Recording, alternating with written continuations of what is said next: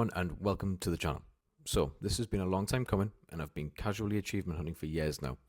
Not in a I must 100% everything immediately kind of way, more of a, oh cool, I've accidentally unlocked something, now let's spend 6 hours chasing the rest of them.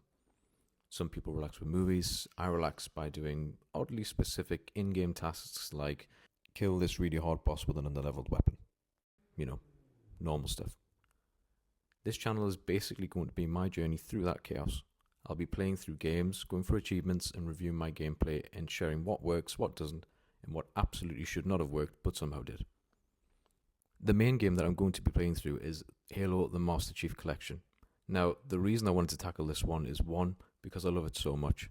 I've played Halo since it first came out.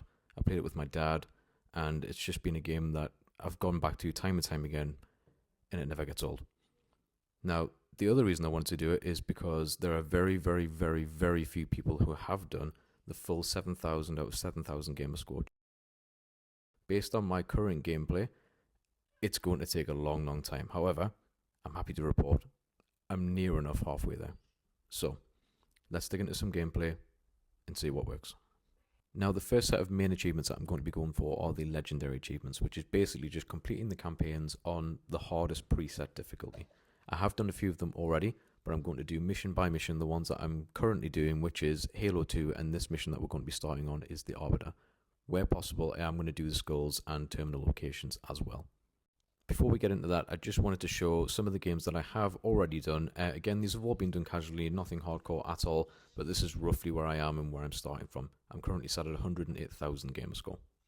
I can only apologise for the point of view initially. This is something I was just testing out in the early stages of recording. I had a tripod set up at an angle. I thought it looked cool. On reviewing, I don't think it really does. However, I've spent all that time recording it, and so I'm going to upload the footage. Luckily, I came to my senses quite quickly, and later in the video you will see a front-facing point of view where I've got the tripod set up in front of the camera. It's night time, and I have the lightsaber above the TV there activated as well, so it does look a lot nicer. It's a bit easier to actually see what's going on. And then further down the line, I have started to record on Twitch also. I've figured out how to do that. That's hopefully just going to allow me to show things that I'm doing a bit more in depth, so you can physically see what's going on instead of having to squint at the TV screen. And it'll also be able to describe things a little bit better for you as well. Outside of the Master Chief Collection, there's a massive backlog of games that I really, really need to get back to. I'll show them in a second, but it's just games that I've either done all of the main achievements for, and then DLC's been brought out, in which case I haven't went back and played the DLC, or there's just been very niggly achievements, bugged achievements, things that are just really difficult to get in short spaces of time, which is what I generally have to game. So a lot of what I'm showing on screen now, I will be revisiting. So stay tuned if you want to see any of the games that I'm currently showing on there. I'm going to be putting a review of some newer games that come out as well. Like, for instance, I've just done a full review of Crimson Desert, which I'm currently editing now, so that should hopefully be on the channel shortly. And any other new games that tickle my fancy, that are in the limelight, or just things that I think people might enjoy playing that I personally enjoy playing. So keep an eye out for those too. You'll probably gather quite quickly that I'm not actually all that good at playing Halo. A lot of the time that I've spent playing Halo has been on the regular difficulties. I've been playing it sort of co-op, I've been playing online, I've been playing with my dad. So what you'll probably see is me running into grenades a lot, like you just have seen there, running into a bunch of enemies, not using cover properly, and basically just creeping and crawling my way through levels. Some of these things have taken me hours, and hopefully you can relate. If not, I do improve slightly as the games go on. Hopefully you will see that during the gameplay. However, we'll be testing a lot of things that I've read on guides online. Like, for example, what I was just trying to do there was stick the Arbiter's head through a wall, because apparently the enemies cannot see you if they cannot see your head. Now, as you can see, it didn't really work very well. Don't know if I was doing it properly. However, it didn't work for me. I was going to try doing it on the lasso runs when I do eventually do them. I'm just glad that this is the first mission that I'm uploading, mainly because, well, Cairo Station exists, and that was a very, very frustrating level. I will go back and record it one day, however, I do need a long time to recover from it. There's a section in one of the hangars where you face two, I think maybe 3 groups of enemies, and they've all got spec op elites in them, and they're all just firing constantly. The grunts are constantly throwing grenades, and it was just not a very good time at all. That section alone took me about 45 minutes to get through. For the Arbiter, there's not many areas of the mission where you can run around the enemies. I have trialed that a few times, as you can probably see in this video here. You can sort of get around a few of them if you know what you're doing and you know the level well. I thought I did, apparently I didn't know it as well as I thought I did. This section, for example, I've always just ran through because, as I've said earlier in the video, I've mainly only played, I think that the highest level I've played this on is Heroic so far, and even then I was able to run past the majority of these. Now every time I tried it here, it just was not possible, so I had to change my tactics a little bit, actually clear the enemies that came through the door. But as soon as you do that, you then enter what I've kindly dubbed as the corridor of absolute misery.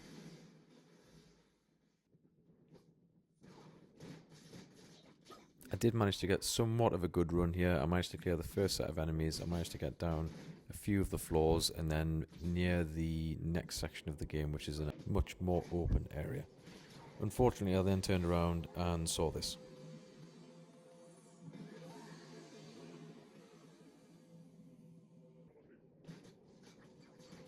Not ideal. The thing that I found about doing these missions on Legendary so far is you can get really far on certain parts where there's lots of enemies where you feel like you should have died way more, or you feel like you should have died at all. For example, this room, it's very open, there's lots of cover, and because of that, even when you are playing not as well as you should, like for instance I'm using a carbine here without first taking down any shields, and I also thought I was in the clear, but then this elite popped out from underneath the stairs or ramp here and just clocked me. The point being, it can fool you into thinking that you're playing a lot better than you actually are just because of the map design and the level design, but as soon as you start to get into any sort of tight corridors, or the enemies aren't as spaced out, or you're forced to make actual tactical decisions rather than just hiding behind cover and emptying mags into them, it does remind you very quickly that you're not playing very well. Honestly, the trick for me a lot of the time is just gaslighting myself into doing it, thinking that I can, bull rushing, doing whatever I think is going to work, and then there's roughly about a 30 to 40% success rate. I really thought I was on quite a run here, but then I've went to do a backstab with the energy sword, missed, and then all of them started attacking me at once, and you can see that I just panicked, and then I ended up going back to where I was. But luckily I'd had a checkpoint just before the door, and I managed to get it right the second time. This is also around the time that I decided I should start to play properly, and instead of just using the carbine and the energy sword, I decided to pick up a plasma pistol, which is what I should have done at the start of the level. Would have made my life a lot easier, but I did it now, and that's all that matters.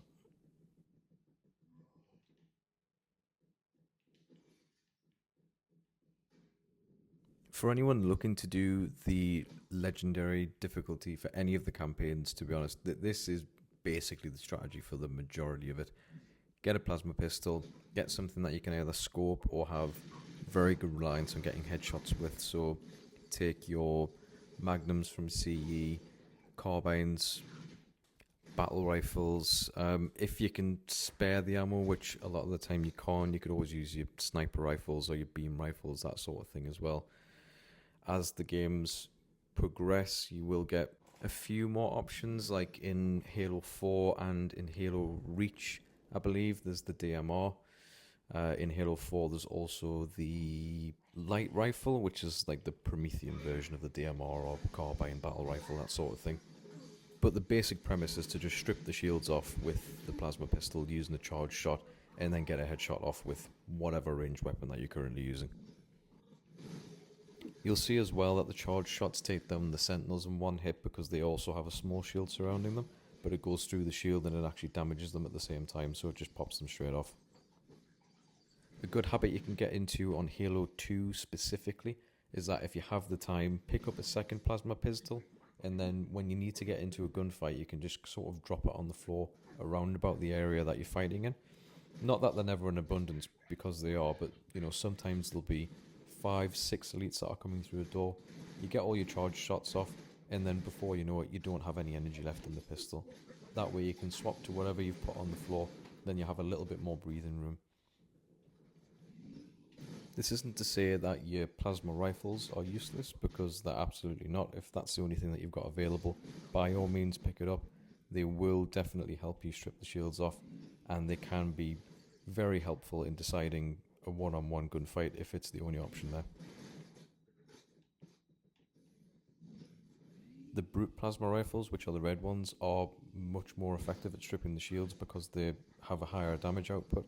However, they do heat up and overheat much quicker than the regular purple rifles. So just be wary when you're going into a fight. What you'll see in a sec is sort of the strategy that you should try and do whenever you come to try and strip the shields off something. You need to be utilising your cover, and you need to be going into the situation with your rifle scoped at all times.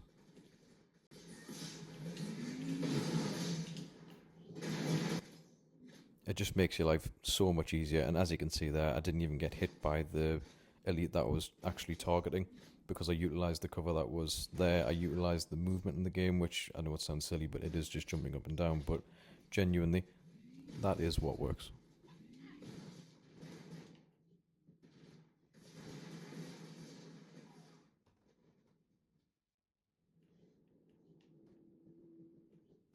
If you're able to, you can always try and use height to your advantage. It doesn't always work, however, in some scenarios it does. Like in this scenario, it did give me more cover.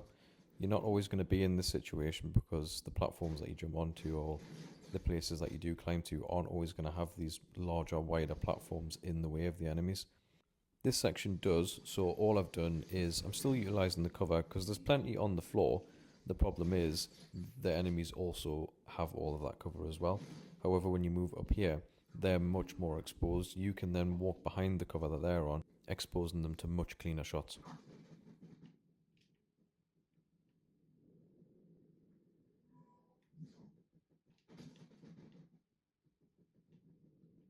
We're coming up to another really tight, frustrating corridor here. It is one of the ones that you probably will have to restart a few times. What you'll sometimes see me do is also change the graphics from Anniversary to Classic. Now, the only reason that you would normally do this is because the shields are a little bit easier to see in Classic mode. It's a common complaint you'll see because with regular elites it is really noticeable the difference. However, thankfully, on this mission or these set of missions where you're fighting against the heretics, their shields glow purple, and so even in the Anniversary edition they're actually quite easy to see. I think that sometimes using the original graphics just makes you play better, whether that's a placebo, whether it's because it's almost like muscle memory for when you used to play it. I'm not too sure. I've just found that a lot of the time, if I then switch to the original graphics, I will play slightly better.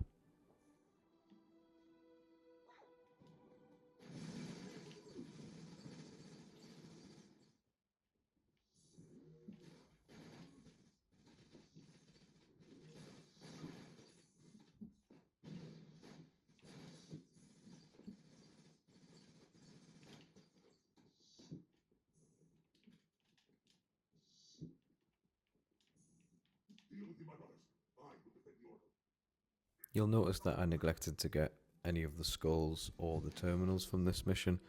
Why? I'm not too sure. I was a bit too engrossed in the level itself and actually trying to get past the parts which were really frustrating me. So I will go back and film those at some point. With Halo 2 specifically, you do have to be on legendary difficulty to collect some of the skulls. So when I do have any levels that I've done which I have collected skulls that you need to be on legendary for, I will call that out in the description of the video as well as during the video. This is why you'll see me switch to the other point of view. I mentioned it earlier in the video. It's going to be a lot nicer, a lot cleaner. I think one of the most frustrating things about doing Halo 2 on Legendary isn't necessarily the enemy's strength or their ability to outplay you or the amount of ammo that they seem to have or their relentlessness or anything like that. It's the vehicle's health. You'll see quite a few times in this video and in many of the future ones that you just don't have anything more than maybe 4 or 5 hits in your vehicles. because of how accurate the AI tends to be on Legendary, it can be a real problem, especially in areas like this where the majority of the enemies have fuel rod cannons. 4 of them, I think, are on turrets. And then when you do manage to get all of them down, you've then got to contend with the elites as well. I did try and trial whether I could get out of the Banshee and then try and defeat them that way. However, I decided it was far too close quarters with all the explosions and it would just never work. So I cleared as many as I could with the Banshee and then defeated the rest on foot.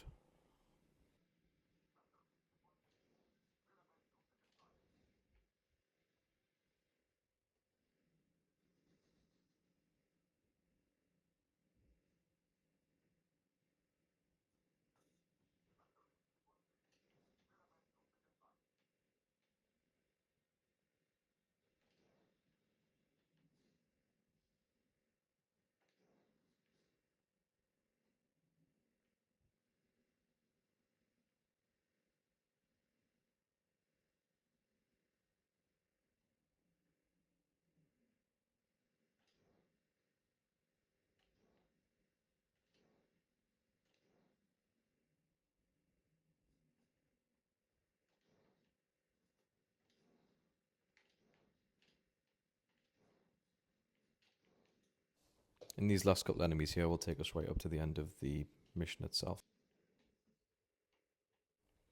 And as you'll see very shortly, I netted myself a very respectable minus score for this mission, just due to how long it took and how many times I died. This is quite a common occurrence, I'm afraid to say. However, as I said, I do get slightly better as the missions go on, which hopefully you will see and pick up on. Anyway, that's the kind of content you can expect here. Gameplay, achievements, some strategy, and a fair amount of trial and error. If that sounds like your thing, stick around. Thanks for watching, and I'll see you in the next one.